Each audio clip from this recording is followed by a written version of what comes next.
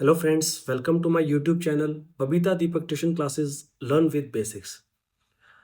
तो आज हम आपके पास है वही टेंस की वीडियोस लेके। तो जैसा कि आप जानते हैं कि मैंने टेंस पे काफ़ी वीडियोस पहले पोस्ट कर दी हैं जो प्रेजेंट टेंस से रिलेटेड हैं, जिनमें हमने सीखा है simple present tense, present continuous tense और प्रेजेंट परफेक्ट टेंस। चलिए जल्दी से अपने पेन और पेपर लेके रेडी हो जाइए। आज हम सीखेंगे present perfect continuous tense. Okay, चलिए देखते हैं इसमें क्या कुछ है। तो आपने देखा यहाँ पे प्रेजेंट परफेक्ट और कंटिन्यूअस। तो कंटिन्यूअस से तो आप समझ पा रहे हैं क्या कुछ हो रहा है। चलिए पढ़ लेते हैं।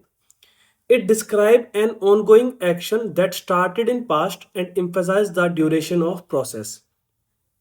परफेक्ट का मतलब है कुछ पास्ट में हुआ है, कंटिन्यूअस का मतलब है वो अभी चल रहा है। चलिए मैं आपको समझा देता हूं कि कोई भी काम पहले शुरू हुआ था पास्ट में और वो अभी तक चल रहा है, और and emphasize the duration of that process, और वो कितने टाइम से चल रहा है ये भी हमें बताया जाएगा। तो ये आपको ध्यान में रखना है। तो यहां पे हम देखेंगे जो हेल्पिंग वर्ब है वो है हमारे पास हैज बीन और हैव बीन।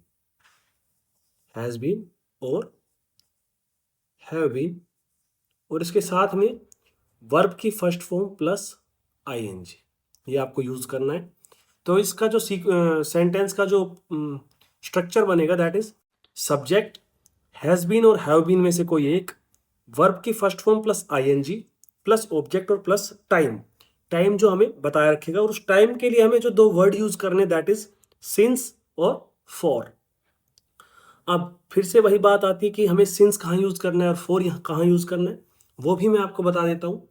सबसे पहले तो हम इसका देख लेते हैं स्ट्रक्चर के रिगार्डिंग, कि ये स्ट्रक्चर आपको ध्यान में रखना है और उसके बाद आपको कोई भी सेंटेंस बनाना है। चलिए दो बातें जो इसमें ध्यान में रखनी है, ऑन गोइंग एक्शन और ड्यूरेशन।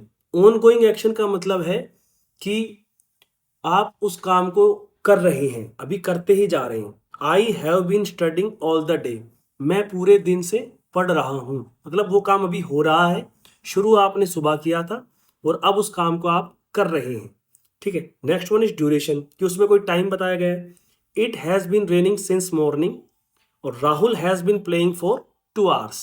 अब यहां पर आपको एक चीज आपने नोट की होगी कि यहां पर सिंस यूज हुआ है और यहां पर फोर यूज हुआ है। चलिए मैं इस कॉन्सेप्ट को क्लियर कर देता हूं, सिंस और फोर कहां यूज करना है। देखिए आपको टाइम बताया गया है लेकिन उस टाइम की पर्टिकुलर ड्यूरेशन नहीं बताई गई है। जैसे मैं ये कह दूं कि मैं पिछले 2 साल से किसी कंपनी में काम कर रहा हूं। ओके, पिछले 2 साल से तो ठीक है, बट वो कौन से 2 साल है? 2 साल का मतलब उसका पर्टिकुलर डेट नहीं है, उसके पास हमारे कोई मंथ नहीं है, तो सिंस लास्ट 2 इयर्स। लेकिन अगर हमें बताया जाए कि 2 साल है, जो भी पर्टिकुलर हमें डेट बताया जाए, या जैसे मैं कह दूं कि भाई for 2 hours, for last 2 hours, या जो भी है, कोई पर्टिकुलर अगर मैंने टाइम दिया हुआ है तो उसके लिए हम यूज करेंगे फॉर, अदरवाइज हम सिंस। कि it has been raining since morning. Morning तो सुबह 12 बजे से शुरू हो जाता है, 12 AM, लेकिन कब से शुरू हो रही है हमें मालूम नहीं, तो इसके लिए हमने सिंपली बोल दिया since morning.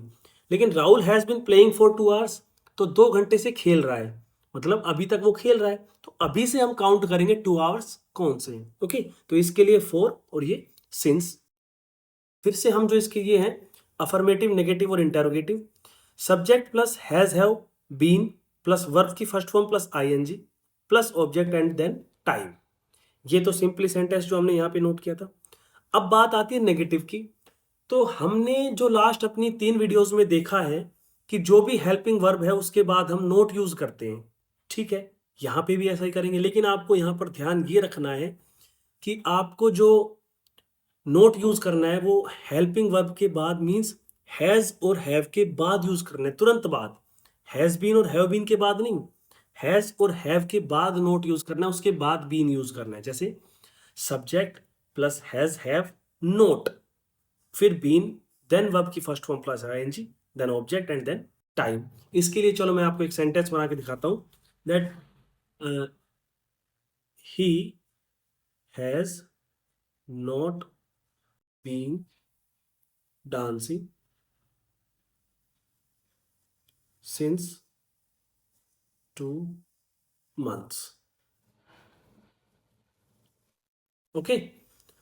He has not been dancing. Has not been, तो हैज के बाद नोट आया है. ओके, तो ये बात आपको ध्यान रखनी है. Next one interrogative. हैज और हैव पहले आ जाएगा, फिर सब्जेक्ट, फिर been and then as it is, जैसा हम सब में करते आए हैं. तो इसको आपको बहुत ही ध्यान से देखना है. सबसे पहले, इससे पहले चलिए हम जल्दी से अपनी लास्ट 3 वीडियोस को रिवाइज कर लेते हैं. सबसे पहले हमने पढ़ा था सिंपल प्रेजेंट टेंस, जिसमें एस या ई एस हेल्पिंग वर्ब्स होती है, और डू और डज हम यूज करते हैं नेगेटिव या इंटेरोगेटिव बनाने के लिए. उसके बाद आता है हमारा प्रेजेंट कंटिन्यूअस टेंस, जिसमें हम इज एम आर यूज करते हैं और वर्ब की first form plus ING use करते हैं. थर्ड आता है हमारा प्रेजेंट परफेक्ट टेंस, जिसमें हम हैज और हैव यूज करते हैं और वर्ब की third form. And the last one is present perfect continuous tense, जिसमें हम हैज बीन और हैव बीन यूज करते हैं, वर्ब की फर्स्ट फॉर्म और आईएनजी भी यूज करते हैं, और कुछ एक एक्स्ट्रा चीजें जैसे टाइमिंग फॉर, सिंस और फॉर यूज करते हैं हम. तो इन बातों को आपको ध्यान में रखना है. और मैं फिर से बता देता हूं, आपको बिल्कुल भी जल्दी नहीं करनी है. पर्टिकुलर टेंस के आपको कम से कम 20 से ज़्यादा ही सेंटेंस बनाकर देखने हैं.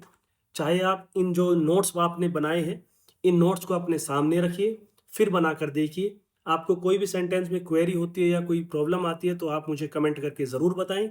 आपकी उस वीडियो से रिगार्डिंग या उस भी जो भी पर्टिकुलर टॉपिक है उसके रिगार्डिंग आपको बताया जाएगा. और एक बात कि इन टेंसेस को जो अभी तक आपने हो चुके हैं, इनकी जो आप प्रैक्टिस एक तरह से वर्कशीट होती है वो आप ले लीजिए, और प्रेजेंट टेंस से रिगार्डिंग जितने भी आपने अभी तक जो कुछ सीखा है, अपने आप को एनालिसिस कीजिए कि आपने कितना सीखा है कितना नहीं. अगर फिर भी कोई कमी रह जाती है तो आप दोबारा से वीडियोस को देखें, ठीक से समझें, उनके बाद प्रैक्टिस करें, और फिर आप एज अ एग्ज़ाम के लिए प्रिपेयर करें. ओके, तो इन चारों वीडियोस को वापस से देखना है आपको ध्यान से, और फिर इन पे प्रैक्टिस करनी है. मेनली सबसे पहले आपको जो ध्यान देना है, इन तीनों टेंसेस के अलावा प्रेजेंट परफेक्ट कंटिन्यूस टेंस पे ज़्यादा ध्यान देना है, क्योंकि इसमें देख सकते हैं आप कुछ ज़्यादा ही मटेरियल है, तो इसको आपको ध्यान से यूज़ करना है. बाकी बहुत सिंपल है, आप जैसे जैसे इनको करते जाएंगे, प्रैक्टिस यूज टू होते जाएंगे, ये आपको बहुत ही ईजी लगने लगेंगे. लेकिन आपको प्रॉब्लम कब आएगी? जब ये सारे टेंसेस, जब आप 12 के 12 टेंसेस को एक साथ करके देखेंगे, तब आपको कहीं पे प्रॉब्लम आ सकती है. इसीलिए मैं आपको कहना चाह रहा हूँ कि इनके नोट्स बनाइए, अपने सामने रखिए, और धीरे धीरे इनकी पहचान कीजिए. जब आप इनके यूज टू हो जाएंगे तो ये आपको ईजी लगने लगेंगे. एंड एट लास्ट मैं आपको यही कहना चाहूँगा कि आपने अगर वीडियोस देख ली हैं और आपको अच्छी लगी हैं, तो अपने दोस्तों को, अपने जो स्टूडेंट्स हैं उन सबको शेयर करें, उनको यूट्यूब चैनल से जोड़ें, इसी यूट्यूब चैनल से, और वीडियो को लाइक करें, कमेंट करें और शेयर करना बिल्कुल भी ना भूलें, और हमें सपोर्ट करते रहें. Thank you.